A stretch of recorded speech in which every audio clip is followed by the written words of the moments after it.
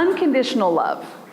What I see in my office is when kids are struggling, when they're not doing well, it's when a condition has been placed on the love or the relationship that's allowed or provided to them, right? I will love you if, right?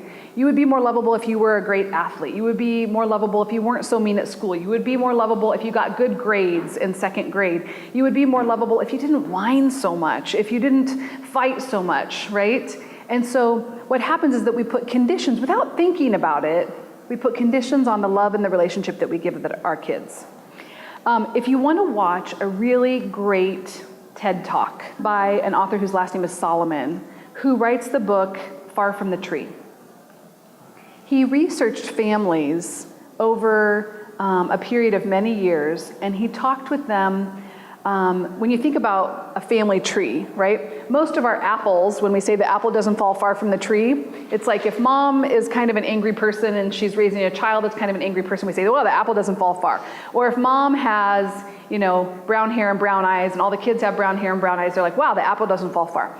And what Solomon does is he talks about when kids do actually, instead of going vertically down, they move out horizontally. So it's kids that have significant developmental disabilities like Down syndrome or dwarfism, or children who are homosexual, anything that is a variant from what is typical for that family.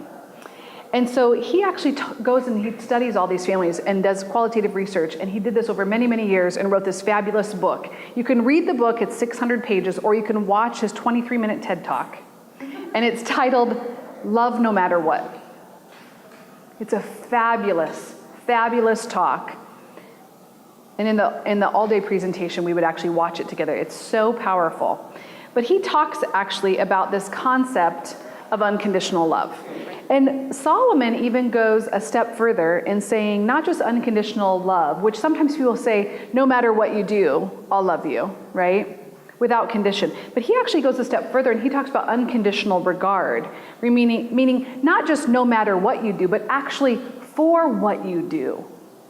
Because of what you do, because of who you are, exactly the way you are, I love you. Because I work with so many kids 0 to 8, what I know is that your kids are born to love. And there's a wonderful book by Bruce Perry called Born to Love. And essentially what Bruce Perry talks about is, has everybody in here had babies except for the children that are here, right? So this baby, comes into the world and they wake you up about every hour or so all night long. And just about the time they get to be about 4 or 5 months and you're about to pull your hair out, what does that baby start doing? Smiling, right? It's actually a very primal instinct that they have to ensure their life, because their life depends on it, right? Their life depends on the fact that you pick them up at 3 a.m. and you're so tired and they go, and they give you this little smile and they gurgle and they drool down the side of their face and you're like, okay, you're pretty cute, and you keep them around, right? In the caveman days, they don't want to get tossed out to the wolves, right? So they give you this smile. They are actually born to attach to you. That is their number one job. Kids are born to attach. And so also with this concept of unconditional love is the theme of attachment. To be able to trace that back to the type of attachment that you were given as a child. So the reason why you're so important is because you are developing the love relationships that your children will have when they get married later in life. Really, really important work. One other really fun thing, and then we'll move on to the next of the significant 7, is developing what I call I love you rituals. And actually, if you want to look, you can go on YouTube and do a search for I love you rituals. And there's a lot of really cool video clips that come up about this. But an I love you ritual is essentially this. I'll give you an example. Your child comes home from school, and it could be a 16-year-old, doesn't have to be a 5-year-old, right? They have their backpack, and you say to them, what'd you bring home from school today? And Roman, how old are you? 11? And Roman starts to pull out, well, I've got some math tonight, and I've got some, writing. And you're like, no, I just mean, what did you bring home today? You're like, what do you mean? Did you bring home your smile? Did you bring home your sweet sense of humor?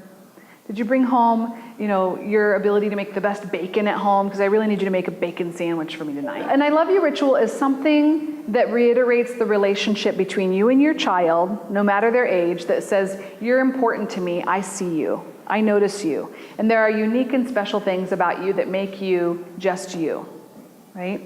And all of our children are different, right? What makes, my daughter unique and important is different than what makes my son unique and important. And if I gave them just kind of gross generalizations, like, I'm just so glad you're home because you're so cute, that's nice and that's sweet, but it's not as powerful as me saying, you know what? I loved watching you today when you were horseback riding. You're so kind to other friends. I love that about you, right? And making that an important thing to do on a regular basis. So if you can go on YouTube and you see tons of really great ideas for I love you rituals. Unpacking the backpack is a really common one. Doing I love you rituals at night where you might have, pillow talk or exchanges with your kids that are really sweet. Doing exchanges at the dinner table, etc. There's lots of ways to have I love you rituals with your kids.